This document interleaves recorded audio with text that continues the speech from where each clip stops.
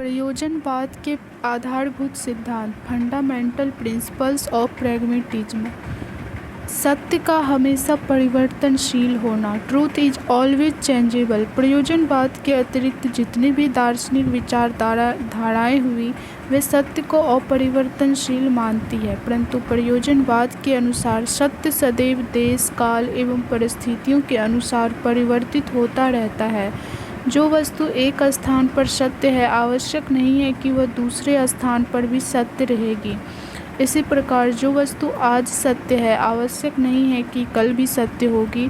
इस प्रकार प्रयोजनवाद के अनुसार सत्य सदा परिवर्तनशील है।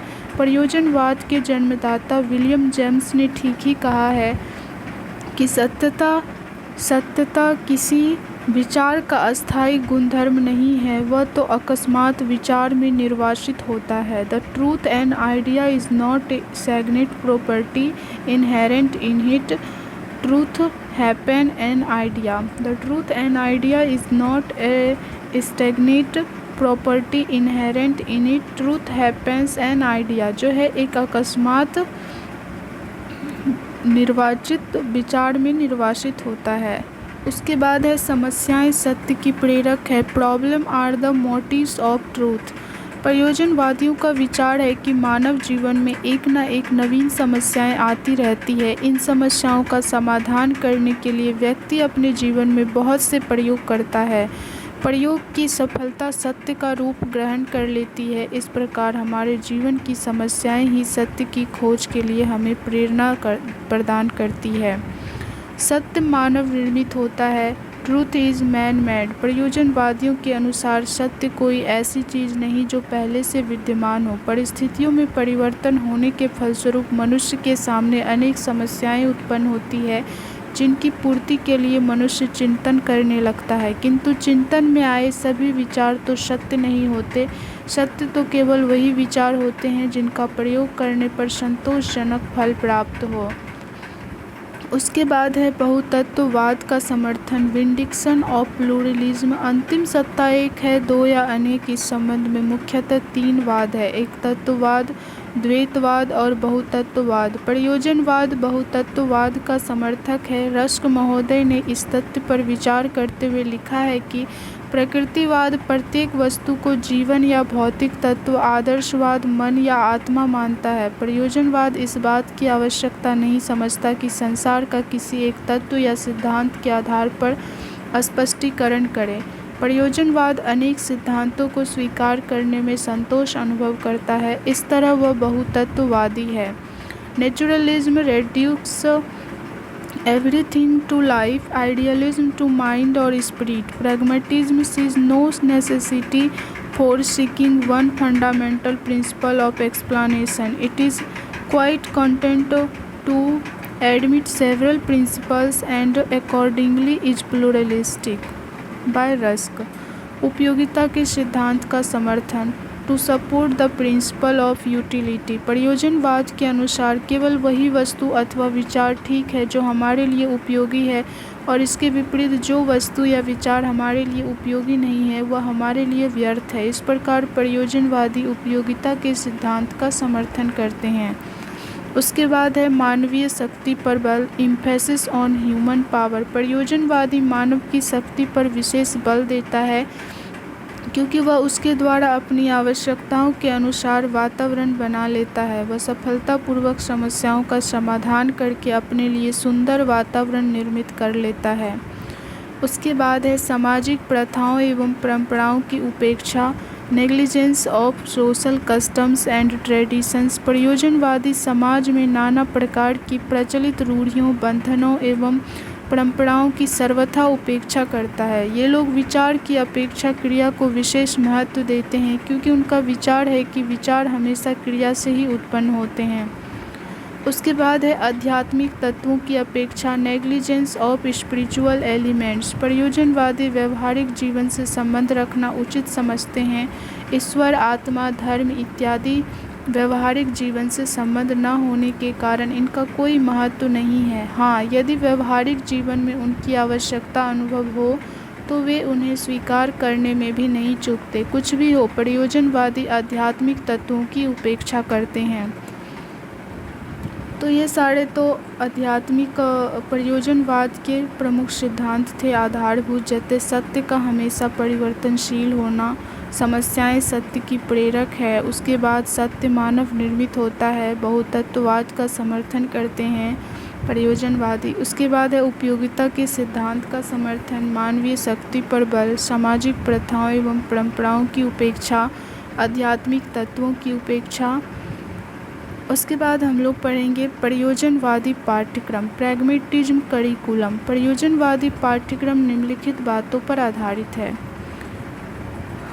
प्रथम, उपयोगिता सिद्धांत, प्रिंसिपल ऑफ यूटिलिटी। प्रयोजनवादियों के अनुसार पाठ्यक्रम में ऐसे नियमों को स्थान देना चाहिए जो बालकों के भावी जीवन में काम दे और उन्हें ज्ञान तथा सफल जीवन की क्षमता प्रदान करे। इस दृष्टि से उनके अनुसार पाठ्यक्रम में भाषा, स्वास्थ्य विज्ञान, शारीरिक प्रशिक्षण, इतिहास, भूगोल, गणित, विज्ञान, बालिकाओं को गृह विज्ञान आदि विषयों को स्थान देना चाहिए जो कि मानव प्रगति में सहायक हो। दूसरा है सानुबंधित का सिद्धांत, प्रिंसिपल ऑफ इंटीग्रेशन। प्रयोजनवादियों का विचार है कि जो विषय पाठ्यक्रम में निर्धारित किए जाए उन सब में आपस में संबंध होना चाहिए, क्योंकि ज्ञान का पृथक पृथक विभाजन नहीं होता। उनका विचार है कि बालकों को समस्त विषय एक दूसरे से संबंधित कर पढ़ाने चाहिए, जिससे न केवल बालकों का ज्ञान प्राप्त करना सार्थक हो वरन शिक्षकों को पढ़ाने में भी सुविधा हो। उसके बाद तीसरा पॉइंट है बाल केंद्रित पाठ्यक्रम, चाइल्ड सेंटर्ड करिकुलम। प्रयोजनवादियों का विचार है कि पाठ्यक्रम का संगठन इस प्रकार करना चाहिए कि जिसमें बालक की प्राकृतिक अभिरुचियों को पूर्ण स्थान हो। बालक की ये अभिरुचियाँ मुख्य रूप से 4 हैं: बातचीत करना, खोज करना, कलात्मक अभिव्यक्ति एवं रचनात्मक कार्य करना। इस दृष्टि से पाठ्यक्रम में लिखने, पढ़ने, गिनने, प्रकृति विज्ञान, हस्तकार्य एवं ड्राइंग का अध्ययन करने के साधनों को स्थान मिलना चाहिए। उसके बाद है बालक के व्यवसाय, क्रियाओं एवं अनुभवों पर आधारित, on the base of child's occupation, activities and experience. प्रयोजनवादियों का विचार है कि पाठ्यक्रम का संगठन बालक के व्यवसायों एवं अनुभव पर आधारित होना चाहिए। उनका विचार है कि किताबों को केवल रट लेना शिक्षा नहीं है, बल्कि यह तो एक सुविचार प्रक्रिया है।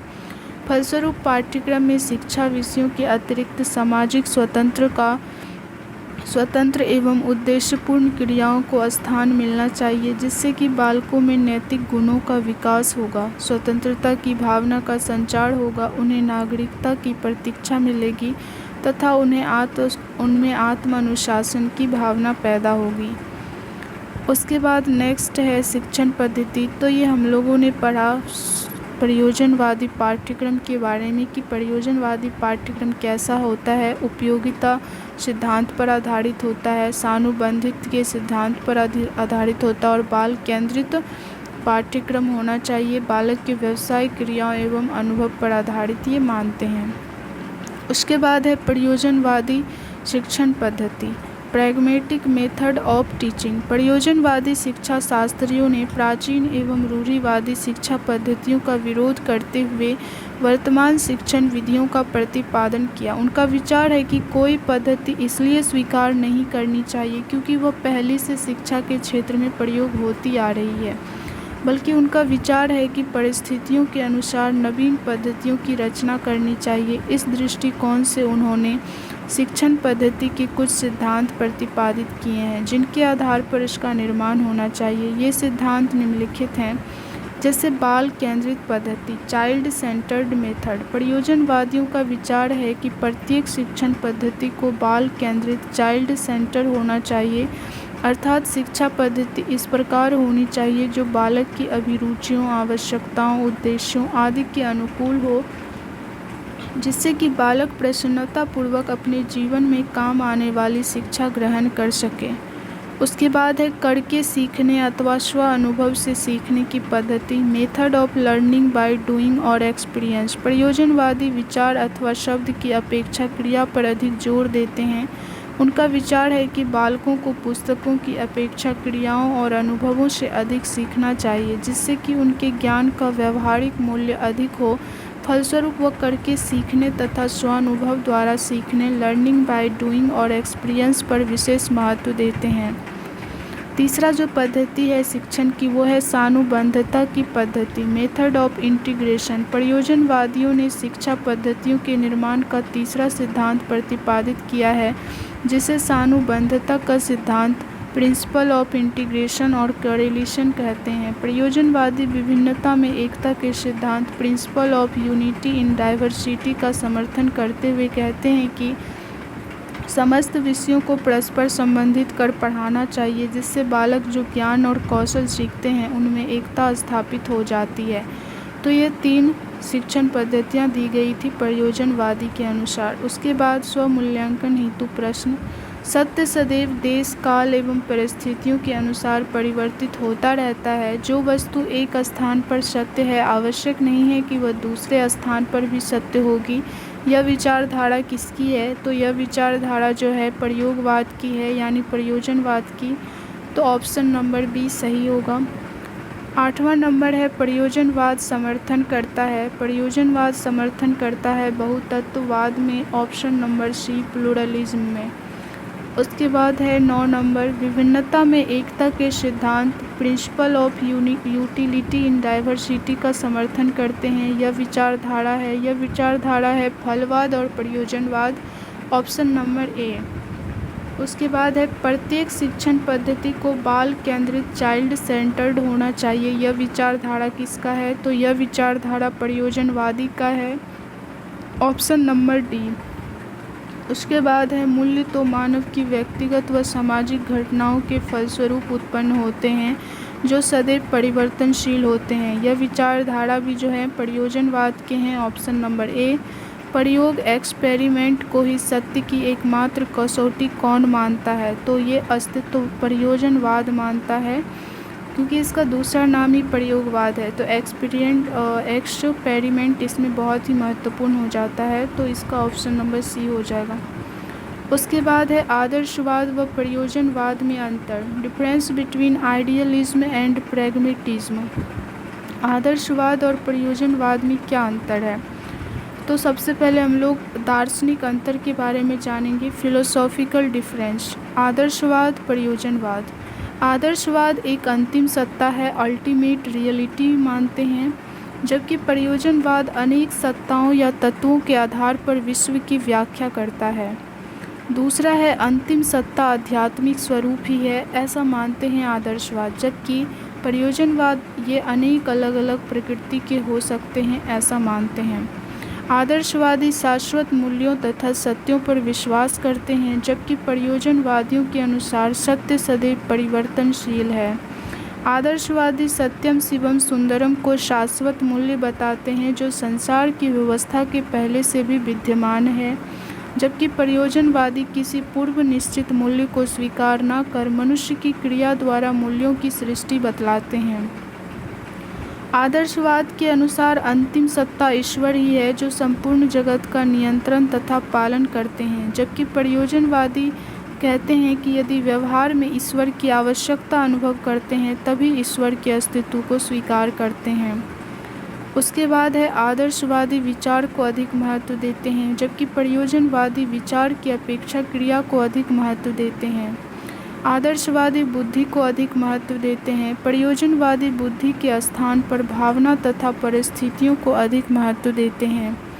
उसके बाद है आदर्शवादी ऐहिक या लौकिक जीवन को महत्व न देकर परलौकिक जीवन को विशेष महत्व देते हैं, जबकि प्रयोजनवादी लौकिक या भौतिक जीवन को अधिक महत्व देते हैं।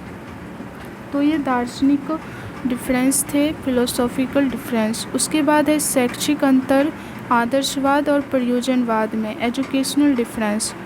आदर्शवाद के अनुसार शिक्षा का उद्देश्य शाश्वत मूल्यों को प्राप्त करना है, जबकि प्रयोजनवाद के अनुसार शिक्षा का उद्देश्य सामाजिक तथा व्यवहारिक जीवन उचित रूप से बिताने के लिए तत्व संबंधी गुणों को विकसित करना है। उसके बाद है आदर्शवादी पाठ्यक्रम में शाश्वत मूल्यों से संबंधित विषयों को महत्वपूर्ण स्थान देते हैं, जबकि प्रयोजनवादी पाठ्यक्रम में व्यवहारिक जीवन से संबंधित विषयों को अधिक महत्व देता है। आदर्शवादी शिक्षक को बहुत ही महत्वपूर्ण स्थान देते हैं, जबकि प्रयोजनवादी शैक्षिक परिस्थितियों के सृजन के लिए शिक्षक को आवश्यक बतलाते हैं। आदर्शवाद प्रभावात्मक अनुशासन पर विशेष बल देता है, जबकि प्रयोजनवाद सीमित मुक्त्यात्मक अनुशासन पर विश्वास करता है।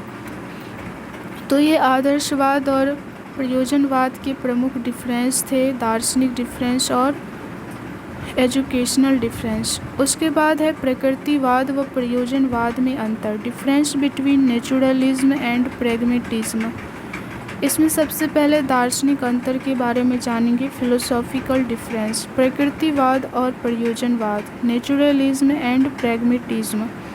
प्रकृतिवादी पुद्गल यानी मेटर जो पदार्थ होता है, ऐसे संसार की समस्त वस्तुओं तथा विचारों की उत्पत्ति मानते हैं। इस तरह से वे एक तत्ववादी है, जबकि प्रयोजनवादी संसार की व्याख्या अनेक तत्वों के आधार पर करते हैं। इस प्रकार के बहुतत्ववादी हुए। उसके बाद प्रकृतिवादी पदार्थ विज्ञान संबंधी प्राकृतिक नियमों की सार्वभौमिकता, जनरलाइजेशन तथा वस्तुनिष्ठता, ऑब्जेक्टिविटी पर जोर देते हैं, जबकि प्रयोजनवादी किसी भी नियम या सिद्धांत को सार्वभौमिक तथा वस्तुगत नहीं मानता, बल्कि प्रयोजनवादी जेम्स के अनुसार समस्त नियमों का विकास देश, काल तथा परिस्थिति के अनुसार होता है। प्रकृतिवाद के अनुसार समानता सत्य की कसौटी है, जबकि प्रयोजनवाद के अनुसार पुनर्निरीक्षण, ऑब्जर्वेशन सत्य की कसौटी है। प्रकृतिवादी आदर्शों एवं मान्यताओं को पूर्ण रूपेण स्वीकार नहीं करते, जबकि प्रयोजनवादी किसी न किसी रूप में आदर्शों तथा मान्यताओं को स्वीकार करते हैं। ड्यूई के अनुसार यदि पूर्व निश्चित मान्यताएं प्रयोग तथा अनुभव द्वारा सिद्ध होती है तो उन्हें भी स्वीकार कर लेना चाहिए। उसके बाद प्रकृतिवादियों का दृष्टिकोण यांत्रिक तथा अवैयक्तिक है। इस दृष्टि से ही तो व्यवहारवाद को जन्म मिला, जबकि प्रयोजनवादी मानव की प्रवृत्तियों, अनुभूतियों तथा भावनाओं पर बल देते हैं। इस दृष्टि से यह मानवीय विचारधारा कही जा सकती है। प्रकृतिवाद में जो है, प्रकृतिवादी ईश्वर के अस्तित्व को किसी भी माने में स्वीकार करने को तैयार नहीं है, जबकि प्रयोजनवादी कहते हैं कि यदि ईश्वर की मान्यता द्वारा मानवीय आवश्यकताओं की पूर्ति हो सके तो प्रयोजनवादी ईश्वर को मानने में नहीं चूकते हैं। तो ये सारे फिलोसॉफिकल डिफरेंस थे। उसके बाद है शैक्षणिक एजुकेशनल डिफरेंस।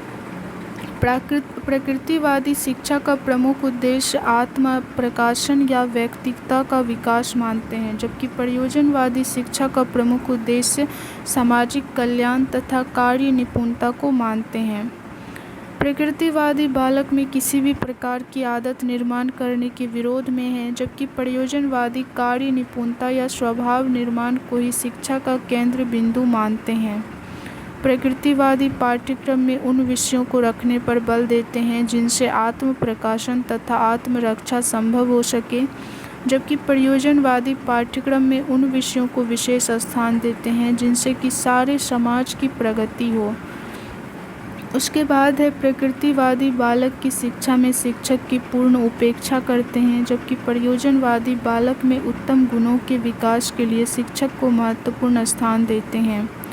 प्रकृतिवादी प्राकृतिक परिणामों द्वारा अनुशासन के सिद्धांत अर्थात मुक्त्यात्मक अनुशासन का समर्थन करते हैं, जबकि प्रयोजनवादी प्राकृतिक दुष्परिणामों से बालक की रक्षा के लिए दृष्टि से सीमित मुक्त्यात्मक अनुशासन पर बल देते हैं। प्रकृतिवादी शिक्षा नकारात्मक विचारधारा पर भी आधारित है, जबकि प्रयोजनवादी शिक्षा सकारात्मक विचारधारा पर आधारित है। तो ये सारे एजुकेशनल डिफरेंस हो गए और फिलोसॉफिकल डिफरेंस हो गए प्रकृतिवाद व प्रयोजनवाद में। उसके बाद हम लोग पढ़ेंगे तीन विचारधाराओं में सामंजस्य आवश्यक है। उपर्युक्त शब्दों का यह निष्कर्ष न निकालना चाहिए कि चूंकि इन तीनों वादों में अंतर है, अतः शिक्षा के ये क्षेत्र में ये तीनों अलग अलग कार्य करेंगे। वास्तव में रॉस के शब्दों में यदि आदर्शवादी अपने आप को प्रगतिशील रखे तो प्रयोजनवाद एवं आदर्शवाद के बीच का अंतर कम हो जाता है। जहाँ तक मानव द्वारा निर्मित मूल्यों एवं आदर्शों का संबंध है, वहाँ प्रयोगवाद प्रगतिशील आदर्शवाद से, और जहाँ तक बालक एवं उसकी प्रगति अध्ययन का संबंध है वहाँ प्रयोगवाद प्रकृतिवाद से मिलता जुलता है।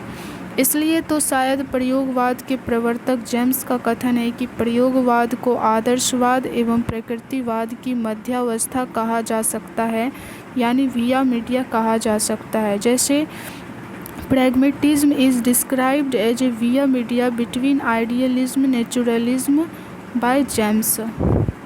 उसके बाद है प्रयोजनवाद का आधुनिक शिक्षा पर क्या प्रभाव पड़ता है, impact of pragmatism on modern education. दर्शन के रूप में नहीं वरन व्यवहार के रूप में प्रयोजनवाद ने आधुनिक शिक्षा पर बहुत प्रभाव डाला है। शिक्षा एक व्यवहारिक कला है और व्यवहारिक दृष्टि से प्रयोजनवाद शिक्षा से पुनः निर्माण में बहुत सहायक सिद्ध हुआ। प्रयोजनवादी शिक्षा की निम्नलिखित धाराएं आज भी भारतीय समाज में स्पष्ट है। शिक्षा व्यापक रूप से विकास, वृद्धि या व्यवहार परिवर्तन का रूप लेती है। शिक्षा के निकट के उद्देश्य बहुत महत्व रखते हो और उनकी प्राप्ति के लिए शिक्षण विधियां प्रगतिशील हो।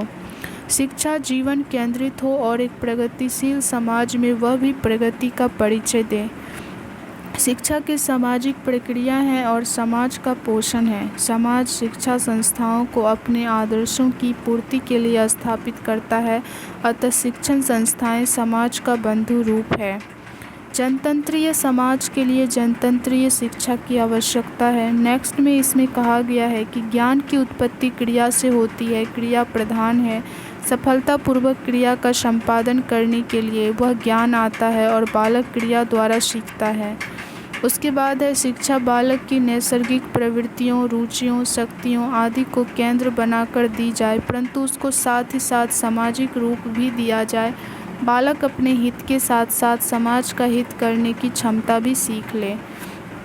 तो ये सारे प्रभाव जो हैं दिए गए हैं। परंपरागत, रूढ़िगत तथा कठोर विधियों व विचारों को शिक्षा में लाकर एक लचकदार समाज में एक लचकदार शिक्षा दी की आवश्यकता है। उसके बाद है शिक्षा जीवन की तैयारी ही नहीं, जीवन का लक्ष्य है। भविष्य अनिश्चित है, अतः वर्तमान अधिक मूल्य रखता है। शिक्षा द्वारा बालकों को वह गुण, ज्ञान, मनोवृत्तियाँ व कौशल दिए जाए जो उन्हें एक बदलते हुए समाज में परिस्थितियों के अनुकूल अपना समाज में स्थान लेने योग्य बनाए। तो ये सारी बातें कही गई है शिक्षा के प्रभाव पर। जो प्रयोजनवाद का जो आधुनिक प्रभाव पड़ा है शिक्षा पर, उसमें ये सब बातें सम्मिलित है। उसके बाद है स्वमूल्यांकन हेतु प्रश्न। प्रयोजनवादी शाश्वत मूल्यों पर विश्वास करते हैं? बिल्कुल नहीं, यह असत्य है, क्योंकि प्रयोजनवादी जो है किसी भी शाश्वत मूल्यों पर विश्वास नहीं करते हैं। Option number B. 14 नंबर है प्रयोजनवादी भावना तथा परिस्थितियों से अधिक बुद्धि को अधिक महत्व देते हैं? बिल्कुल भी नहीं, प्रयोजनवादी जो है भावना तथा परिस्थितियों को अधिक महत्व देते हैं। तो ये भी ऑप्शन गलत होगा, असत्य होगा, ऑप्शन नंबर बी। उसके बाद है प्रयोजनवादी शिक्षा में गतिशीलता व परिवर्तनशीलता पाई जाती है? बिल्कुल सही है, क्योंकि प्रयोजनवादी मानते हैं कि शिक्षा में गतिशीलता व परिवर्तनशीलता होती रहती है और होना चाहिए। तो इसका ऑप्शन नंबर ए हो जाएगा सत्य। उसके बाद 16 नंबर है प्रयोजनवादी पुद्गल मेटर से संसार की समस्त वस्तुओं तथा विचारों की उत्पत्ति मानते हैं, इस तरह से वे एक तत्ववादी है?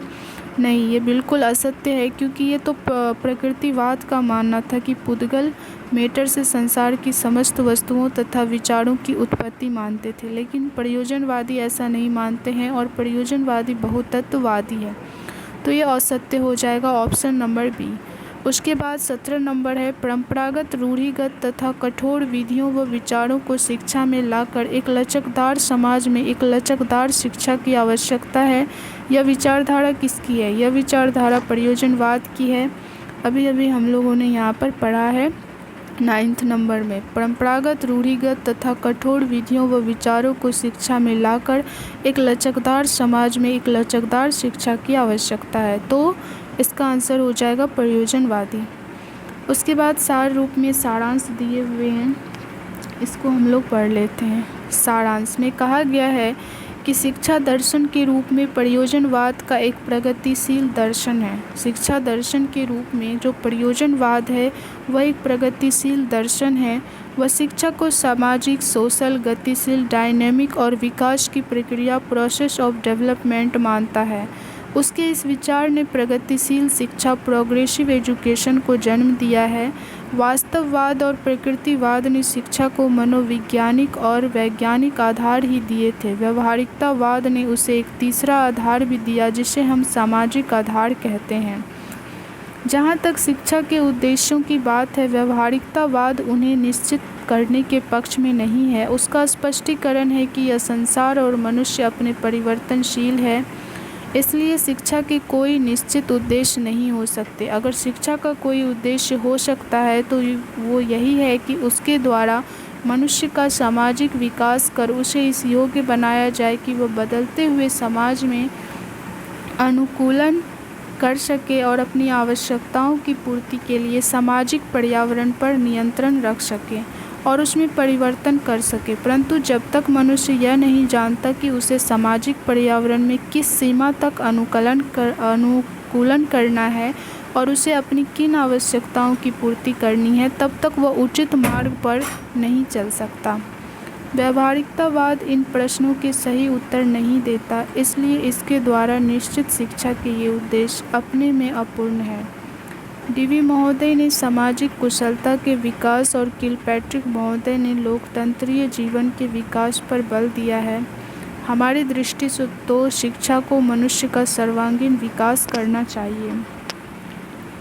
शिक्षण विधियों के क्षेत्र में प्रयोजनवादियों की देन बड़ी मूल्यवान है। जिन मनोवैज्ञानिक तथ्यों का उद्घाटन एवं प्रयोग वास्तववादियों और प्रकृतिवादियों ने किया, व्यावहारिकतावादियों ने उसमें सामाजिक पर्यावरण के महत्व को और जोर दिया। उन्होंने बच्चों की जन्मजात शक्तियों को पहचाना, उनके व्यक्तिगत भेदों का आदर किया और ज्ञानेंद्रियों द्वारा सीखने, करके सीखने और अनुभव द्वारा सीखने पर बल दिया। और इसके साथ साथ इस बात पर भी बल दिया कि बच्चों को जो कुछ भी सिखाया जाए उसका संबंध उनके वास्तविक जीवन से होना चाहिए और उन्हें व्यवहारिक क्रियाओं के माध्यम से अनुभव करने के अवसर देने चाहिए। समस्त विषयों एवं क्रियाओं की शिक्षा एक इकाई के रूप में देने पर भी इन्होंने बल दिया। इन सिद्धांतों पर डीवी महोदय ने समस्या समाधान विधि, प्रॉब्लम सॉल्विंग मेथड और किलपैट्रिक ने प्रोजेक्ट विधि, प्रोजेक्ट मेथड का निर्माण किया। इकाई विधि, यूनिट टेक्निक भी इन्हीं सिद्धांतों पर आधारित है। आज संसार के सभी देशों की शिक्षा में इन विधियों को अपनाया जाता है।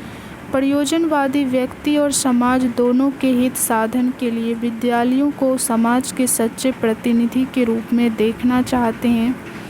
उनके इस विचार ने विद्यालयों को सामुदायिक केंद्रों, कम्युनिटी सेंटर्ड में बदल दिया है। अब विद्यालय कोई कृत्रिम संस्थाएं नहीं माने जाते, अपितु बच्चों की जैविक प्रयोगशालाओं के रूप में स्वीकार किए जाते हैं, जहां बच्चे वास्तविक क्रियाओं में भाग लेते हैं, स्वयं क्रिया करते हैं, निरीक्षण करते हैं और वास्तविक जीवन की शिक्षा प्राप्त करते हैं। तो ये सारे सारांश में दिए गए थे। उसके बाद है शब्दावली। प्रयोजन की तत्व मीमांसा, मेटाफिजिक्स ऑफ प्रैग्मेटिज्म, यानी कि वस्तुओं और अनेक क्रियाओं का परिणाम है। वस्तु और क्रियाओं की व्याख्या के झमेले में ये नहीं पड़ते। इस इंद्रिया ग्रह संसार के अतिरिक्त ये किसी अन्य संसार के अस्तित्व को स्वीकार नहीं करते या आत्मा परमात्मा के अस्तित्व को भी नहीं स्वीकारते। इनके अनुसार मन का ही दूसरा नाम आत्मा है और मन एक पदार्थ जन्म क्रियाशील तत्व है। यह तत्व मीमांसा के अंतर्गत कहा गया। उसके बाद है प्रयोजनवाद की ज्ञान मीमांसा, एपिस्टेमोलॉजी ऑफ प्रैग्मेटिज्म। प्रयोजनवादियों के अनुसार अनुभवों की पुनर्रचना ही ज्ञान है। ये ज्ञान को साध्य नहीं अपितु मनुष्य जीवन को सुखमय बनाने का साधन मानते हैं। इसकी प्राप्ति सामाजिक क्रियाओं में भाग लेने से स्वयं होती है। कर्मेंद्रियों और ज्ञानेंद्रियों को ये ज्ञान का आधार मानते हैं और मस्तिष्क तथा बुद्धि को ज्ञान का नियंत्रक। उसके बाद है प्रयोजनवाद की आचार मीमांसा, एथिक्स ऑफ प्रैग्मेटिज्म। प्रयोजनवादी निश्चित मूल्यों और आदर्शों में विश्वास नहीं करते, इसलिए ये मनुष्य के लिए कोई निश्चित आचार संहिता नहीं बनाते। इनका स्पष्टीकरण है कि मनुष्य जीवन में निरंतर परिवर्तन होता रहता है, इसलिए उसके आचरण को निश्चित नहीं किया जा सकता। उसमें तो वह शक्ति होनी चाहिए कि वह बदले हुए पर्यावरण में समायोजन कर सके। उसके बाद स्वमूल्यांकन हेतु प्रश्नों के उत्तर हैं जो हम लोग कर चुके हैं। उसके बाद संदर्भ ग्रंथ सूची और फिर निबंधनात्मक प्रश्न आ गया जिसका हम लोग हल करेंगे। जैसे प्रयोजनवाद से आप क्या समझते हैं? प्रयोजनवाद एवं शिक्षा के संबंधों की चर्चा विस्तृत रूप से कीजिए। तो प्रयोजनवाद क्या है, यहाँ से भी देख सकते हैं। प्रयोजनवाद एक प्रगतिशील दर्शन है जो शिक्षा को सामाजिक, गतिशील और विकास की प्रक्रिया मानता है। उसके बाद इसके विचार ने प्रगतिशील शिक्षा को जन्म दिया और वास्तववाद और प्रकृतिवाद ने शिक्षा को मनोवैज्ञानिक और वैज्ञानिक आधार ही दिए थे, जबकि प्रयोजनवाद ने जो है व्यवहारिकतावाद ने उसे एक तीसरा आधार भी दिया। तो एक तरह से सामाजिक आधार कहते हैं इस शिक्षा को। तो यहाँ से भी लिख सकते हैं प्रयोजनवाद क्या है। उसके बाद प्रयोजनवाद एवं शिक्षा के संबंधों की चर्चा, तो इसका भी दिया हुआ है। प्रयोजनवाद और शिक्षा में अंतर संबंध, इसको भी हम लोग लिख सकते हैं यहाँ से। जैसे प्रयोजनवाद के आधारभूत सिद्धांत, उसके बाद प्रयोजनवाद की प्रमुख विशेषताएं हैं। तो यहाँ से हम लोग लिख सकते हैं जैसे प्रयोजनवाद, तो यहाँ से हम लोग लिख सकते हैं प्रयोजनवाद एक व्यवहारिक एवं अद्वितीय दर्शन है जिसमें प्रकृतिवाद व आदर्शवाद की प्रमुख विशेषताओं को समन्वित करने का प्रयास किया गया है। शिक्षा अनुभव का पुनर्निर्माण तथा पुनर्रचना करने वाली प्रक्रिया है, ये ऐसा मानते हैं। उसके बाद प्रयोजनवाद और शिक्षा, प्रयोजनवाद और शिक्षा में हम लोग यहाँ से संबंध बता सकते हैं। प्रयोजनवाद और शिक्षा,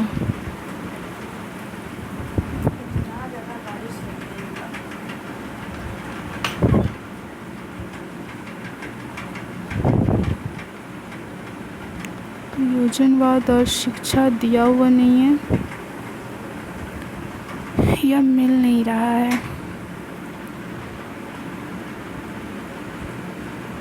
प्रयोजनवाद व शिक्षा, प्रयोजनवाद और शिक्षा के अंतर्गत 3 बातें कही गई है जो यहाँ पे है। प्रयोजनवाद शिक्षा जीवन और जीवन शिक्षा है, यहाँ पे है प्रयोजनवाद। इसी के अंतर्गत हम लोग लिख सकते हैं जैसे शिक्षा जीवन पर्यंत चलने वाली एक प्रक्रिया है अथवा शिक्षा जीवन है और जीवन शिक्षा है। उसके बाद है प्रयोजनवाद की तत्व मीमांसा। इसके अंतर्गत जो है प्रयोजनवाद और शिक्षा में अंतर संबंध स्थापित किया गया है। प्रयोजनवाद की तत्व मीमांसा, प्रयोजनवाद की ज्ञान मीमांसा और प्रयोजनवाद की आचार मीमांसा के अंतर्गत। तो यहाँ से हम लोग लिख सकते हैं। उसके बाद नेक्स्ट क्वेश्चन देखते हैं।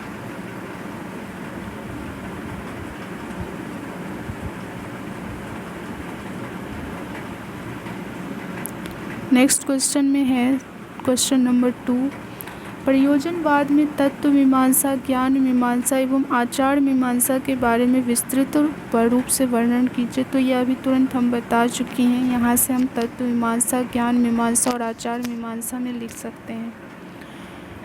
ये शब्दावली में भी दी गई है। उसके बाद है प्रयोजनवाद की विशेषताओं की विस्तृत रूप से व्याख्या कीजिए। प्रयोजनवाद की जो है विशेषताएं यहाँ दी गई है। यहाँ से प्रयोजनवाद की विशेषताएं हम बता सकते हैं।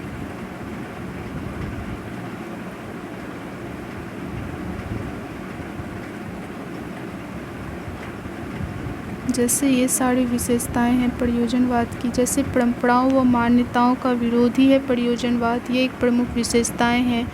शाश्वत मूल्यों का बहिष्कार करते हैं, विचार क्रिया के अधीन होते हैं और किसी सार्वभौमिक सत्ता में आस्था नहीं रखते हैं। उपयोगिता के सिद्धांत पर बल देते हैं, व्यक्ति के सामाजिक जीवन पर बल देते हैं। मनुष्य एक मनोशारीरिक प्राणी है।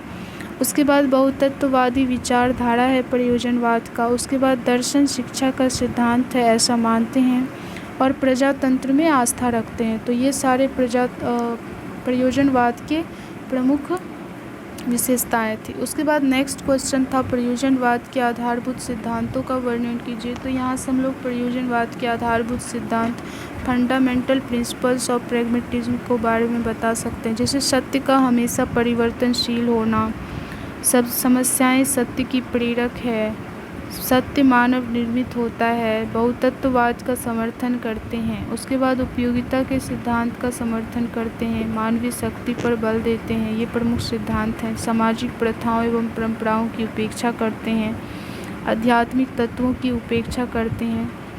तो यहाँ से हम लोग प्रयोजनवाद के प्रमुख सिद्धांत जो दिए हुए हैं उसके बारे में बता सकते हैं। और फिर सबसे लास्ट में क्वेश्चन था, उसके बाद था प्रयोजनवादी शिक्षण पद्धति। तो प्रयोजनवादी 3 शिक्षण पद्धति दिए थे, देख लेते हैं। प्रयोजनवादी शिक्षण पद्धतियाँ, यहाँ से हम लोग लिख सकते हैं प्रयोजनवादी शिक्षण पद्धतियाँ, प्रैग्मेटिक मेथड ऑफ टीचिंग जो है बाल केंद्रित पद्धति, करके सीखने अथवा स्व अनुभव से सीखने की पद्धति। उसके बाद सानुबंधता की पद्धति, मेथड ऑफ इंटीग्रेशन। तो ये 3 प्रमुख शिक्षण पद्धतियाँ हैं प्रयोजनवाद के अंतर्गत। उसके बाद सबसे लास्ट में क्वेश्चन है, प्रयोजनवाद की 2 परिभाषाएं देते हुए प्रयोजनवाद का आधुनिक शिक्षा पर क्या प्रभाव पड़ता है इसके बारे में बताना है। तो प्रयोजनवाद की 2 प्रमुख जो है परिभाषाएं देनी हैं। उसके बाद यहाँ से प्रयोजनवाद का शिक्षा पर जो प्रभाव पड़ता है वो लिख देना है, यानी शिक्षा व्यापक रूप से विकास, वृद्धि और व्यवहार परिवर्तन का रूप लेती है। ये सारी बातें प्रैग्मेटिज्म के अनुसार कही गई है जो शिक्षा पर प्रभाव डालता है। तो यहाँ से शिक्षा पर प्रभाव लिख सकते हैं। और फिर प्रयोजनवाद की प्रमुख परिभाषाएं दी गई है तो उसको हम लोग लिख सकते हैं, जैसे यहाँ पर प्रयोजनवाद की प्रमुख परिभाषाएं दी हुई है। यहाँ पे हम लोग देख सकते हैं, जैसे प्रयोजनवाद की परिभाषाओं के अंतर्गत यहाँ से लिख सकते हैं, रस्क साहब के अनुसार कहा गया है कि प्रयोजनवाद एक प्रकार से नवीन आदर्शवाद के विकास की अवस्था है, एक ऐसा आदर्शवाद जो वास्तविकता के प्रति पूर्ण न्याय करेगा, व्यवहारिक तथा आध्यात्मिक मूल्यों का समन्वय करेगा और इसके परिणाम स्वरूप उस संस्कृति का निर्माण होगा जिसमें निपुणता का प्रमुख स्थान होगा, न कि उसकी उपेक्षा होगी। तो इसमें निपुणता को प्रमुख स्थान दिया जाएगा, ऐसा कहते हैं। तो यहाँ से प्रयोजनवाद की एक परिभाषाएं हो गई। उसके बाद जेम्स के अनुसार जो कहा गया है उसके बारे में हम लोग लिख सकते हैं, और रॉस साहब के अनुसार तो हमें 2 ही लिखना है, 2 परिभाषाएं। तो यहाँ से हम लिख सकते हैं। उसके बाद तो ये सब सारी चीज़ें बातें हो गई प्रयोजनवाद के अंतर्गत। उसके बाद हम लोग अस्तित्ववाद के बारे में पढ़ेंगे अगले इकाई में। अस्तित्ववाद क्या है।